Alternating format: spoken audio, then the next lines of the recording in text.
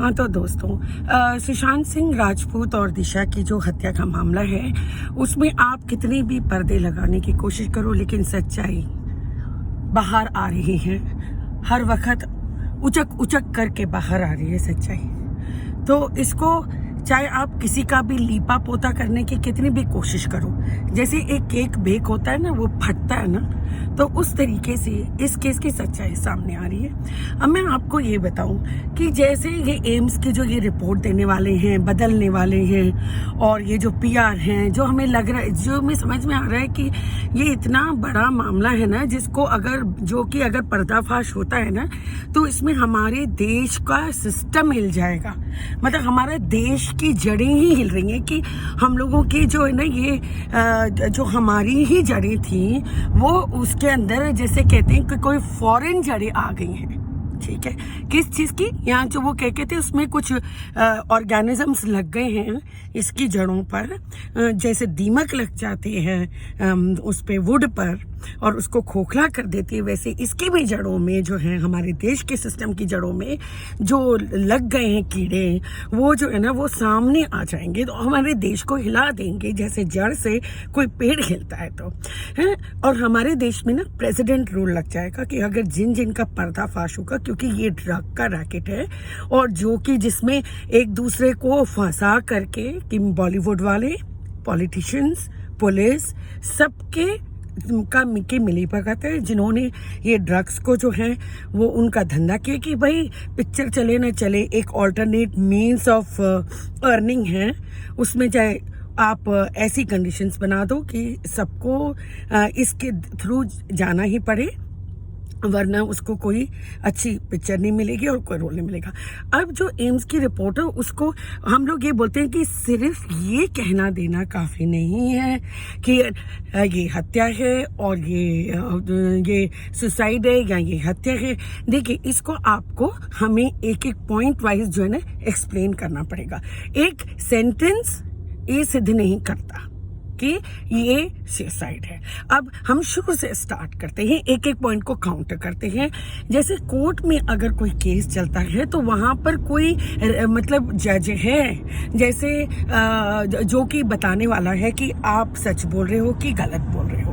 जैसे क्रिकेट का मैच होता है तो उसके अंदर एम्पायर होता है जो कि ये बताता है कि हाँ भाई ये कैच आउट है, ये LBW है कि नहीं है। तो यहाँ पे आपने एक तरफा तो आपने दे दी सेंटेंस, एक सेंटेंस में आप नहीं बयां कर सकते कि ये सुसाइड है कि ये मर्डर है। अब हम लोगों को जहां तक ख्याल है, हम तो रोज इतनी सारी बातें हो चुकी है कि कभी हमें लगता है यार रोहन तो उससे कुछ समझ नहीं किया गया, तो वो क्यों गायब है? अगर इतना ही ये मामला जो है वो सुसाइड का है तो उसको छुपने की जरूरत क्या है? फिर हमको कभी याद आता है यार दिशा तो बिल्डिंग के बाहर गिरी थी। ठीक है, फिर हमें लगता है कि यार बाहर छलांग कोई कैसे लगा सकता है, ये तो बॉडी फेंकी गई है। फिर हमें पता चलता है कि दिशा के फोन के आने के बाद सुशांत को एकदम से ऐसे लगने लगा था कि ये डर लगने लगा था कि अब उसको भी मार दिया जाएगा। क्यों भाई, ऐसा क्यों होता है दिशा के फोन के आने के बाद? ठीक है, उसके बाद जो गणेश है उसको किसी संदीप सिंह के यहाँ जो एसोसिएट है उसके यहाँ काम करता है, उसका फोन आता है, उसको सब कुछ पता चल जाता है कि कौन कौन लोग गए थे, है ना। तो ये स्टोरी पब्लिक मीडिया में आ चुकी है। फिर कभी कभी हमें बैठ करके ये ख्याल आता है यार सुशांत की टांग टूटी हुई थी। ठीक है, क्यों भाई, क्या सुसाइड में जो हैंग करता है उसकी टांग टूटी जाती है? अब आपने पोस्टमार्टम रिपोर्ट में कितना भी कोशिश की हो कि टाइम नहीं लिखते हैं, क्या उनको हमको जिम्मेवार नहीं ठहराना चाहिए? क्या कोई भी कैसी भी रिपोर्ट दे दे तो क्या उसके लिए उनको पनिशमेंट नहीं चाहिए?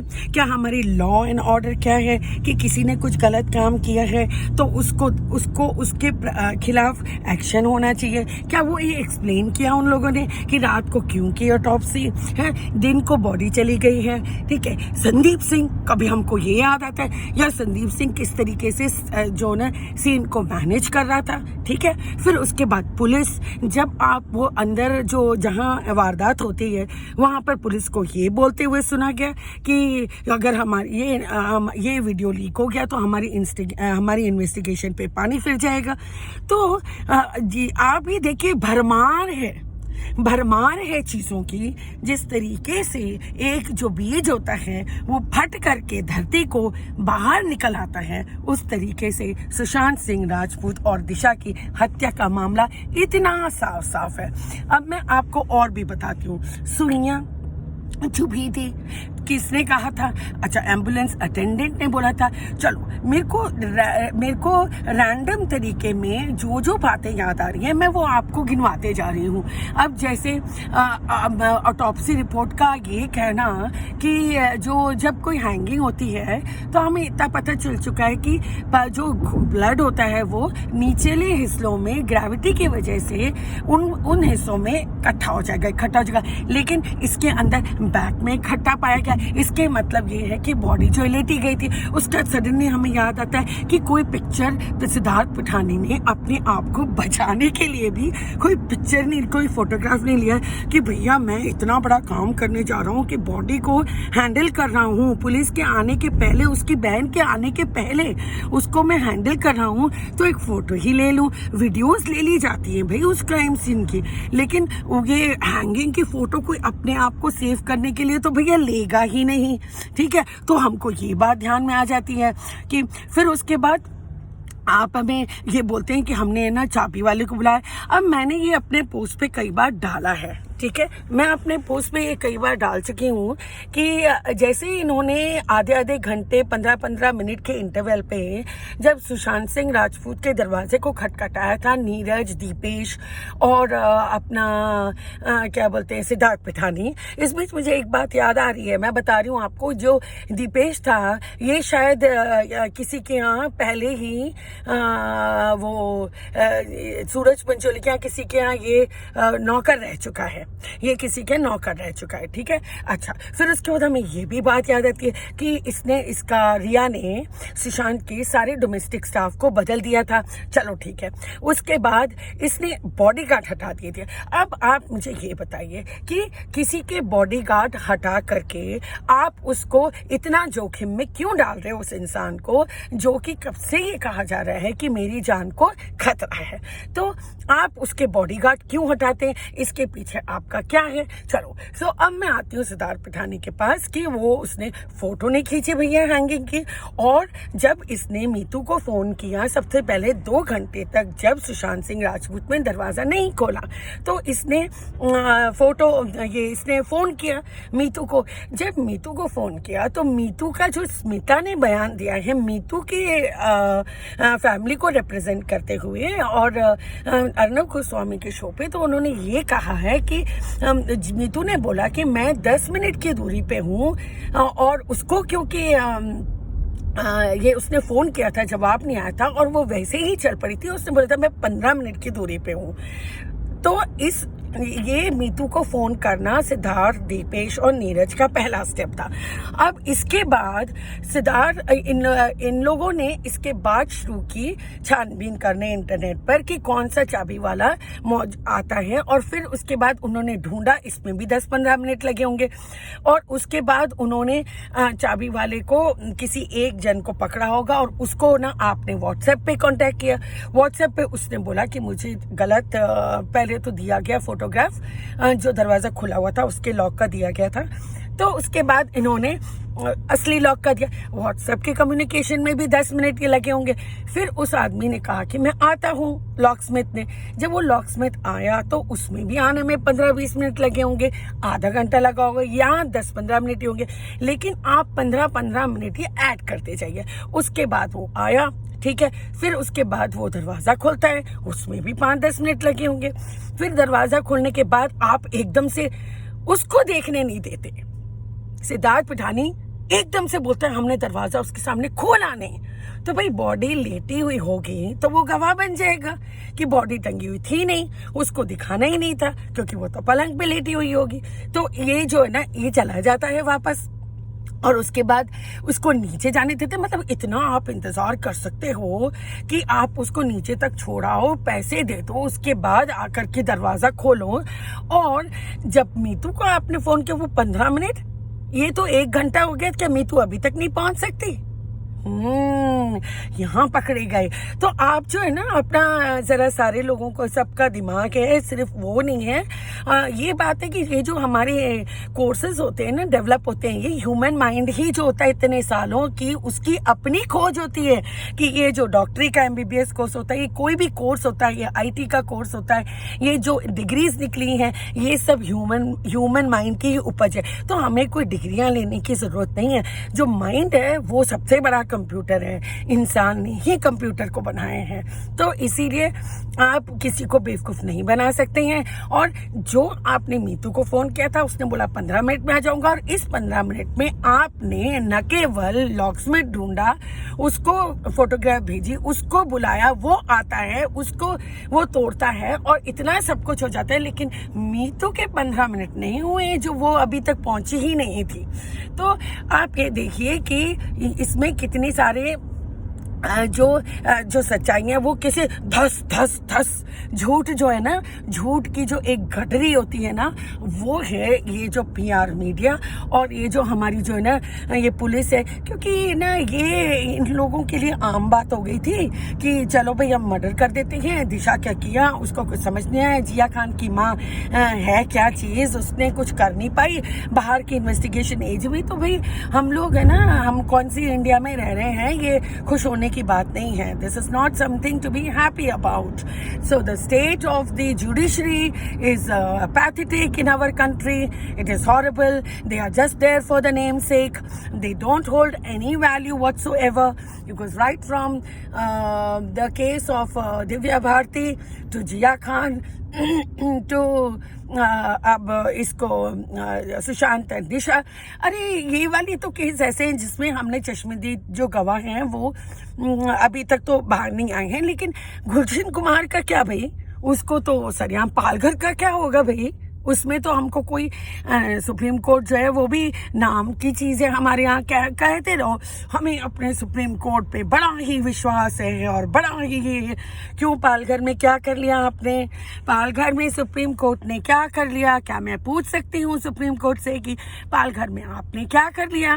ठीक है, माफ कीजिएगा दोस्तों, मेरा जो गला है वो खराब है इस वक्त। अच्छा, तो फिर उसके बाद CBI के लिए हमको लड़ना पड़ता है। ये लोग जरा गुस्सा ठंडा ठंडा करो, टाइम पास होने दो। उसके बाद कब तक सोशल मीडिया पर लोग लगे रहेंगे? क्या उनको काम धंधा नहीं है? वो डिस्पर्स करो, ठंडा करो मामला। तो इसीलिए आपने लड़ झगड़ के कर दो यार। अभी तो CBI का भी मान लो, आगे देखी जाएगी। फिर ये अपनी ऑटोप्सी रिपोर्ट के लिए, एम्स के लिए वो भी थोड़ा डिले करो। फिर एम्स की रिपोर्ट आएगी तो भैया क्या हम ये जो मैंने पॉइंट्स बताए वो कुछ भी नहीं थे, ठीक है ना। फिर उसके बाद याद आता है हमें, अभी वो चश्मदीद गवाह हैं जिसने देखा है कि रिया के घर किसी ने छोड़ा है। और एक बात मैं बताऊं, ये जितनी भी चीजें बाहर जिसे कहते हैं बिना आग के धुआं नहीं उठता, तो कि बहुत सारे लोग होते हैं जो कि पार्टी में होंगे या कहीं, वो उन लोगों ने कहीं ना कहीं से जो हकीकत है वो लीक की है, डायरेक्टली नहीं तो इनडायरेक्टली की है, लोगों को इधर उधर फोन बता के किया। और स्टीव का जहाँ तक ख्याल है, उसका तो मैंने देखा ही है। इंस्टाग्राम का जो लड़की फोरेंसिक एक्सपर्ट टाइप है, मुझे उसका नाम नहीं पता, जो बहुत सारे वीडियोस डाल रही है और जिसने फोटोज करके डिकोडिंग की है इंस्टाग्राम और फेसबुक पे जो डिटेल्स हैं उनको उसने डिकोड किया है। तो उसमें एक में मैंने देखा कि स्टीव ने पूरा लिखा हुआ है कि ये करजट क्या form and this hashtag Steve की आप सब लोगों ने पढ़ी होगी, है ना। तो इसीलिए ये सारे के सारे नंगे हो चुके हैं। ये सब नंगे हो चुके हैं ऑलरेडी, तो हमें इनको नंगा करने की वो नहीं है, हम अपनी मुहिम में लगे रहेंगे। फिर हाँ, तो और पॉइंट्स जरा मैं ऐड कर लूँ। सीबीआई आती है, सीबीआई धड़ धड़ एकदम एक क्राइम सीन को जा करके रिक्रिएट करती है। तो एक दिन गए हैं, दूसरे दिन फिर उसके बाद वो जो क्राइम सीन के जो वर्जन्स हैं वो सब लोग उसके अलग अलग वर्जन्स बता रहे हैं। और इवन जो सर पूछा गया सुशांत सिंह राजपूत का कि लेफ्ट में था कि राइट में था या जो भी डायरेक्शन था, फिर वो जो है ना वो लोग वो गलत बताते हैं। तो भाई 2 साल के बाद करोगे क्या आप नार्कोटिक्स, 2 साल के बाद करोगे क्या आप लाई डिटेक्टर टेस्ट? यही सारी चीजें इमीडिएट होती हैं। सीबीआई हाथ पे हाथ धरी बैठी हुई, क्योंकि हमारे यहाँ जो है ना कोई भी दम वखम वाला बंदा नहीं है। हम सब दम खम किससे मांगते हैं? जो कि सोल्जर्स हैं, जो कि हमारे उधर है, क्या बोलते फ्रंट पे हैं, बॉर्डर्स पे हैं, उनसे हम ये मांगते हैं कि भाई वो तो अपनी जान बिल्कुल जोखिम में डाल करके और अपने देश की हिफाजत करें। लेकिन जो आप लोग हैं और वो लोग हम अंडर प्रेशर थे, हमारी फैमिलीज हैं, उन्हें मार दिया जाएगा। मैं बोलती हूँ आप आ जाओ एक दिन अर्नब गोस्वामी के शो पे। ये जितने भी लोग हैं जो कि हमें ये बोल रहे हैं कि हमें उन्हें धमकी क्या गणेश को नहीं मिली, धमकी क्या अंकित को नहीं मिली, आज उनको कोई हाथ लगा सकता है?